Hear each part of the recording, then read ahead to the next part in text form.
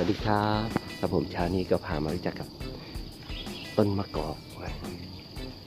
โอ้ยก็ต้นใหญ่อะนะตอนนี้กำลังแตกยอดสวยๆเลยนะกำลังแตกยอดกำลังน่าที่จะเอาไปกินเป็นผักเนี่ยครับผมเนี่ยก็ยังมันดูมืดๆอยู่นะเดี๋ยวผมจะให้ดูอีกโซนหนึ่ง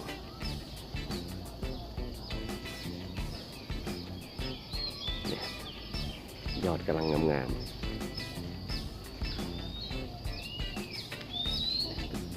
เอาไปกินกับส้มตำนี่สุดยอดเลยฮะ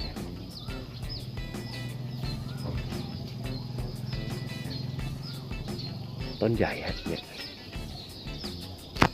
ยอดกำลังสวยๆเลยกินกับส้มตำกินกับลาบเนี่ยบอกเลยว่าสุดยอดครับใครที่ยังไม่เคยกินลองดูครับ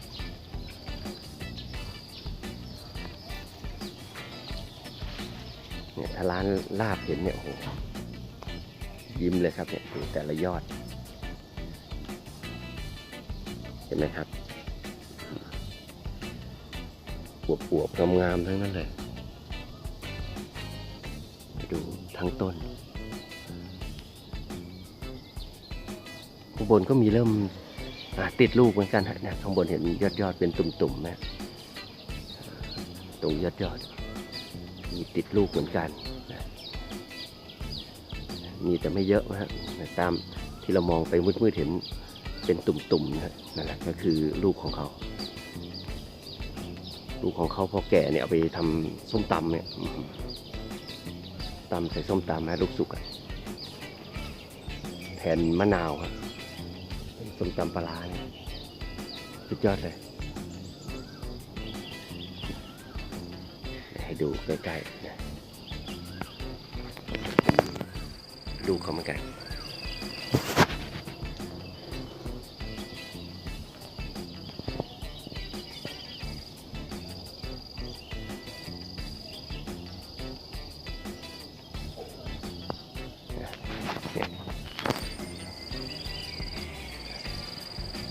ไม่โตฮะเหมือนมองเหมือนหัวไม่ขีดอยู่เลยนี่แหละครับ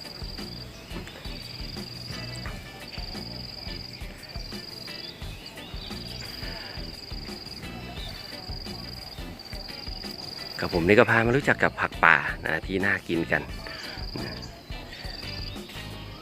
เดินเข้าป่าก็จะได้เห็นผักพวกนี้สามารถที่จะเอามาทำอาหารกินได้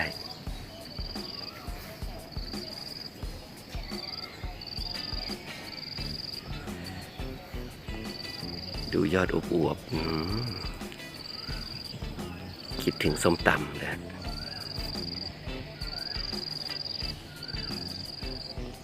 ครับผมวันนี้ช่องกิจในสารพีก็เก็บเอาผักในธรรมชาติมาฝากกันนะครับก็หวังว่าคนที่ชอบป่าชอบดงชอบผักที่มีอยู่ในธรรมชาติเนี่ยก็จะได้เห็นได้รู้จักกันนะครับครับผมขอบคุณครับที่ติดตามรับชมช่องกิจในสารพีชอบอย่าลืมกดไลค์กดแชร์กันนะครับสวัสดีครับ